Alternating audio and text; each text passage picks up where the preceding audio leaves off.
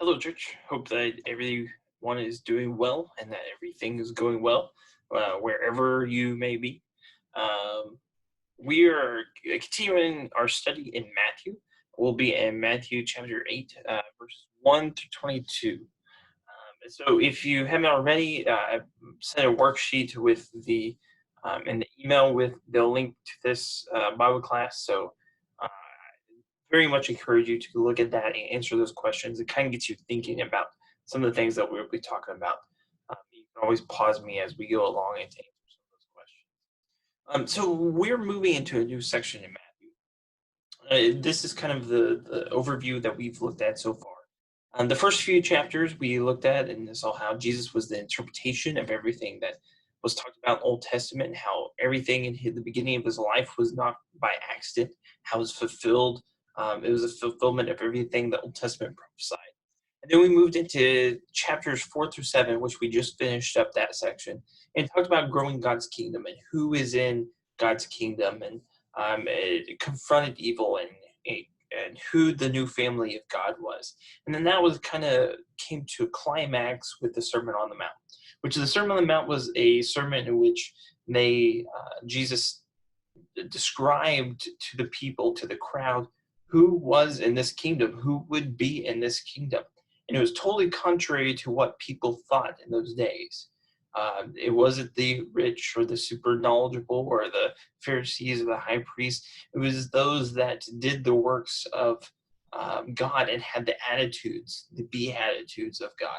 Those that were did not hate but loved. Those who did not lust but went the extra mile. Those kind of people were the people of the kingdom.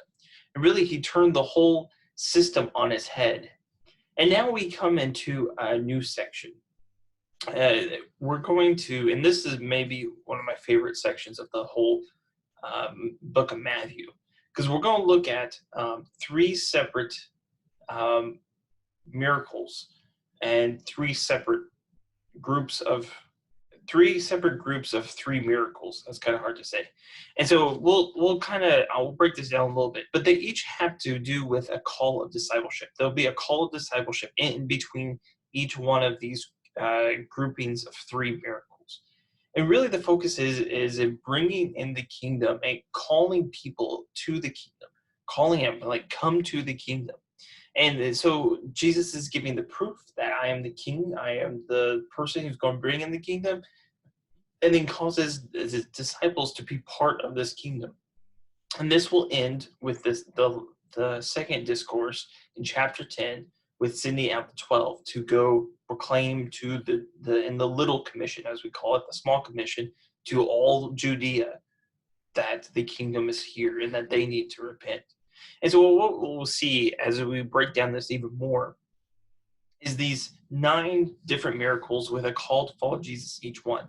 So in this the first section that we'll look at today, it's the leper and the centurion servant and then Peter's sick mother that is healed. And then there's going to be a call to follow Jesus, the cost of following Jesus. And then we'll see the calming of the stormy seas, the demonized man, the paralyzed man, and then another call to follow Jesus. And then finally, the dead girl and the sick woman, they're kind of together, the 2 blind men and the mute man. And then Jesus sends out the 12 and the command that he sends with them. So that's kind of what we'll be looking at. I don't know if I can cover this in 3 classes. That's what I'd like to do, but there's a lot in each one of those. I'm going to try and do all the first one, but it's one of the smallest ones. So let's look at it. We're only going to look at in Matthew chapter 8, verses 1 through 22. So let's get started with that. Verse 1. When he came down from the mountain, great crowds followed him, and behold, a leper came to him and knelt before him, saying, Lord, if you will, you can make me clean. And Jesus stretched out his hand and touched him, and saying, I will be clean. And immediately his leprosy was cleansed.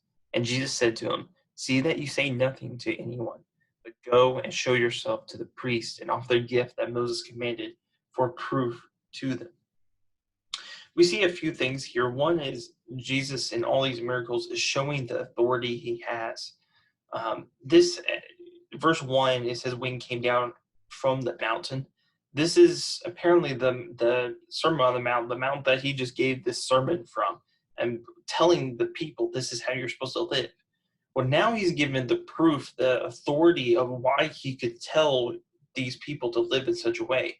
It's because of what he does in these following sections by healing a leper, and then a servant paralyzed, and then there's going to be Peter's mother's is sick, and then all the other ones that fall. The reason he can tell you how to live is because he has the power. He's God to cleanse all these sins and demon possessed men and all these different actions. But I want you to think about as we go through this. Why does Matthew choose these specific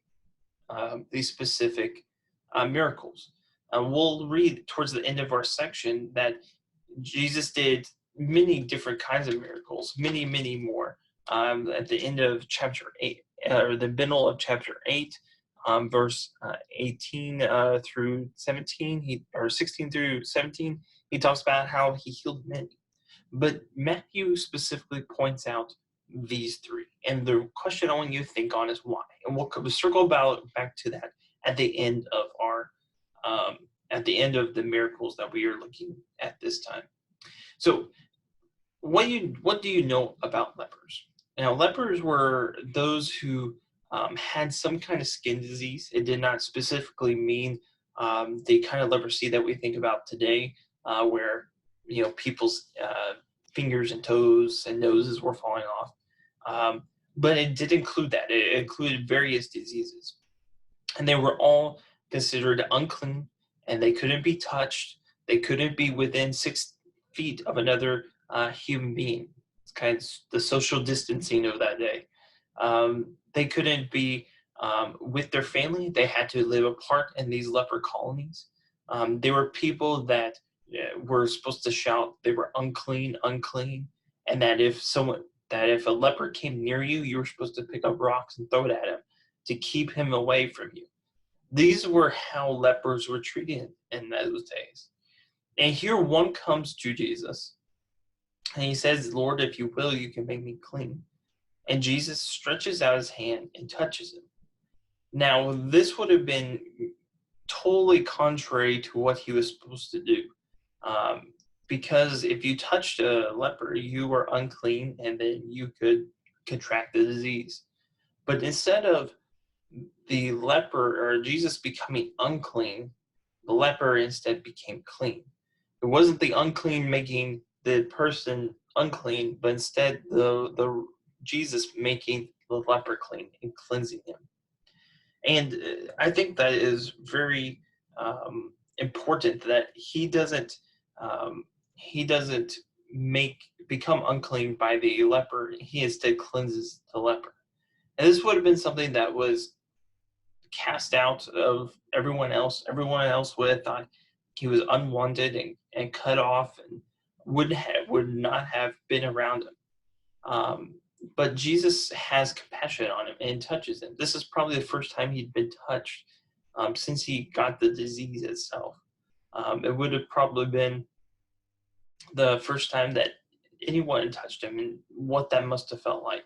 Now, Jesus could easily had performed this miracle without touching him, but he went out of his way to touch him. And it shows that he cares about him, that he wanted him to be clean. He went beyond what was needed. And what we see through the miracle is immediately his leprosy was cleansed. What we'll see through all these miracles is the success of the miracle, the immediacy of the miracle, and the visibility of the miracle. All these miracles are not covered up, not what people kind of do today in the faith healing, miracle, different denominations or religions. If you come to me, then I will heal you, in 2 to 4 months. It's immediate. It's visible. It's not invisible. Like, they can either see that leprosy is obviously gone. Something has obviously changed. It's not the kind of shows that people do today. And it's just showing that he touched him, and doing that second, that extra step shows that Jesus approves of him. He welcomes him in to the fold, to the kingdom, because he had belief. But then he tells him see that you say nothing to anyone, but go and show yourself to the priest and offer the gift that Moses commanded for proof to them. So why do you think Jesus told them not to say any say nothing to anyone, not to tell anyone about what happened? Because, like, can you imagine going home to your mom and dad, your brothers, sisters, your wife, your children, and being like, "Well, I'm clean." Well, how did that happen? Well, it just kind of happened. Now, um, I think the reason Jesus told them to say nothing to anyone is because he wanted um, to kind of be in control of how his fame spread. He didn't want people, as we see kind of throughout this section, to come to him just because he could do cool stuff. And people were into seeing Jesus do cool stuff.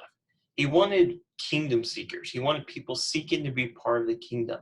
And so I think he's trying to kind of shape it. And it does not go well. He Many times when he says this, the person who he tells does not obey him whatsoever.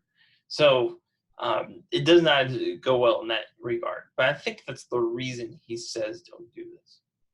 Okay, moving on to the second miracle. This is just amazing. The faith of centurion. Verse 5.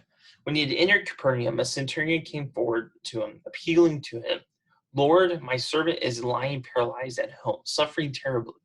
And he said to him, "I will come and heal him." But the centurion replied, "Lord, I am not worthy to have you come under my roof.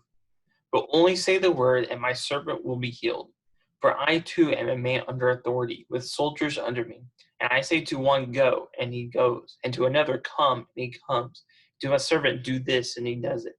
And Jesus heard this, and he marveled, saying to those who followed him, "Truly I tell you, with no one in Israel have I found such faith.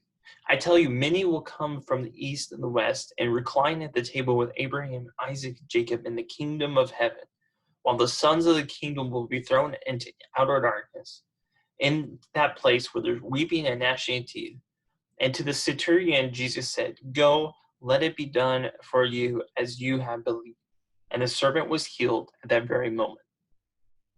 So one of the things that sticks out is the character of this centurion.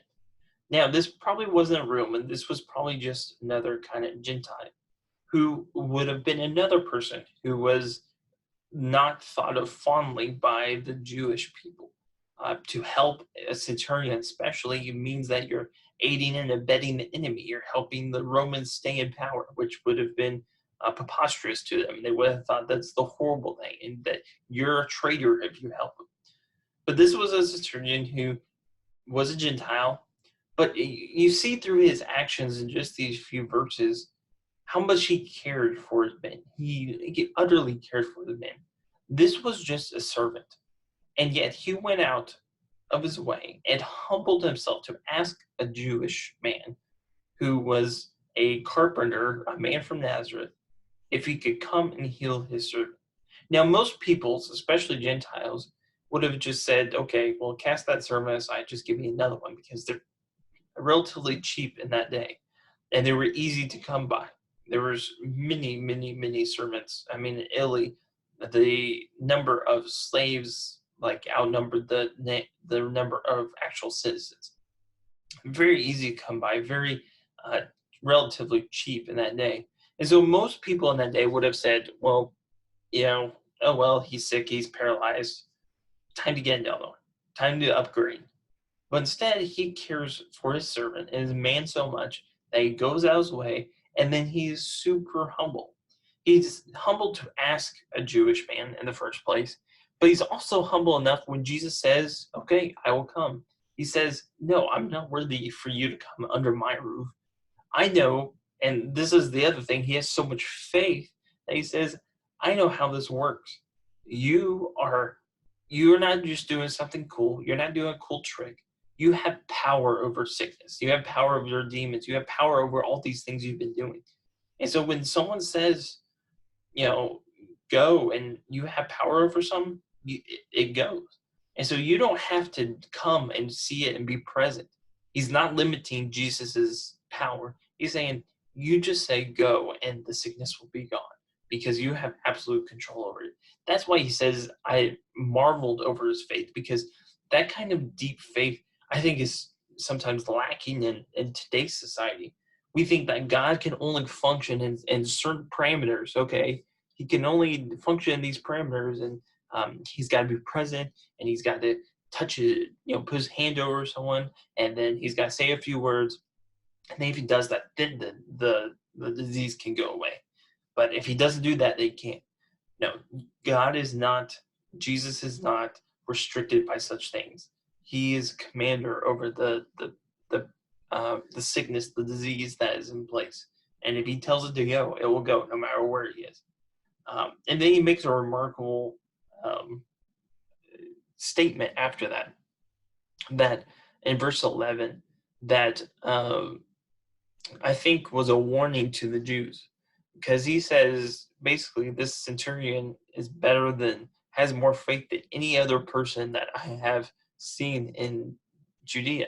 And he makes basically a prophecy that there's going to be a lot of Gentiles that come into the kingdom and are with Abraham, Isaac, and Jacob. And there's going to be some Jews that are left out, which would have been unheard of in that day. The Jewish leaders thought because they were Abraham, Isaac, and Jacob's sons, great grandsons, that they automatically get a spot in the table.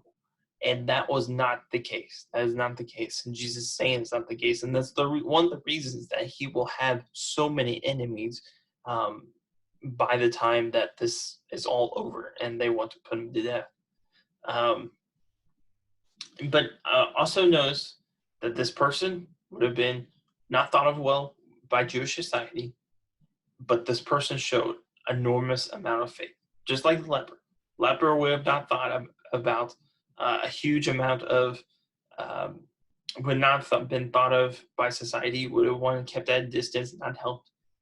But he did show faith. Not as much as the centurion, the Gentile, but he also showed faith. I think you want to keep that in mind as we go into this final section on Peter's mother. Verse 14. And when Jesus entered Peter's house, he saw his mother-in-law laying sick with a fever. He touched her hand, and the fever left her. She rose and began to serve them. That evening they brought to him many who were oppressed by demons. He cast out the spirits with a word and healed all who were sick. This was to fulfill what was spoken by the prophet Isaiah. He took our illness and bore our diseases. Now, again, this is a woman that he is healing. This would have been someone who was a second-class citizen that would have not been thought of as highly as the Jewish men in the region. And I think that is the theme that unites all three of these miracles together. These were all people that would not, if you asked a Jew, okay, describe to me who is the prototypical person getting into the kingdom, they would have said a Jewish man who's male, obviously, who has been studying the scriptures, who is clean, super clean, has no unclean part of him, has had this relationship with God, has fasted when he's needed to, prayed 3 times a day, or done all these things. That would have been the person that we thought of that would have made it to the kingdom of heaven. But what we see through the Sermon on the Mount, and then with these miracles, is that the people that are going to make it are those who maybe are not the prototypical ones. It's going to be the sick. It's going to be the outcast, the Gentile. It's going to be the woman. But it's going to be those people who come to him and that believe in him and that have faith in him. Those are the people who are going to make it. And that's what I think is the kind of thread that runs through all of these. It's going to be the outcasts that come to Jesus, and that's going to make it in them. Just being Jewish, that's not enough. Just being a Jewish male, it's not enough.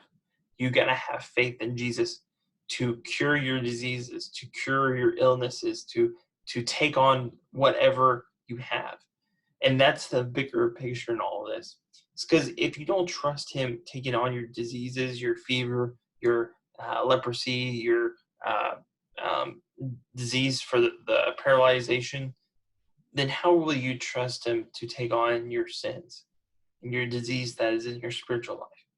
And that's the whole big thing that he's getting into, is that healing the people, healing the sick, healing everything is is just a foretaste, a parable, a kind of a foreshadowing of what he's going to do spiritually with your life. And that's the whole reason in verse 17 that this quote is taken from Isaiah 53 verse 4. Because if you look at Isaiah 53, the whole thing is pointing to his death. It's pointing to him being the propitiation for us, being the atonement for us, being the lamb that's led to the slaughter for us. Obviously, talk about the cross and the spiritual death. But the reason that we know that's the case is because he healed our illnesses. He bore our diseases. If he can heal our diseases and our illnesses and that physically hurt us, then he can obviously do the spiritual. And that's what Jesus is trying to say through these miracles. He's not just doing it to say, hey, cool, look at this cool thing I can do. Look, I can make this guy who is paralyzed walk again without even seeing him. Look, I can make this leper whole. I can cure this fever. No, these all had a purpose, and that was to point to his spiritual goal. And that's what basically leads into his call. Verse 18. Now, when Jesus saw a crowd around them, he gave orders to go over to the other side. And basically, as I picture it, as he's getting in the boat to go to the other side, a scribe came up and said to him, Teacher, I will follow you wherever you go. And Jesus said to him, Foxes have holes and birds of the air have nests, but the Son of Man has nowhere to lay down his head. Another disciple said to him, Lord, let me first go bury my father. And Jesus said to him, Follow me and leave the dead to bury their own dead. So basically, he's getting in the boat and he's getting ready to cross to the other side. And the scribe comes to him and does what typically was done in that day, was you would follow a teacher to follow. You'd follow a rabbi, and you'd learn their ways. You'd learn how they did things. And basically the scribe says, I'm going to follow you. Wherever you go, I'm going to go. And Jesus says, basically, I'm homeless, that I have nowhere to lay my head. Do you really want to follow me? You have to give up all your earthly comforts. And then another man comes to him and says, Lord, I will follow you, is the implication. But first, let me go bury my father. And Jesus basically says, you follow me. You have to give up all societal, as you must sacrifice all societal concerns. You must sacrifice all worldly concerns, and you must sacrifice all societal concerns. Burying your dead was a very important to the Jewish society.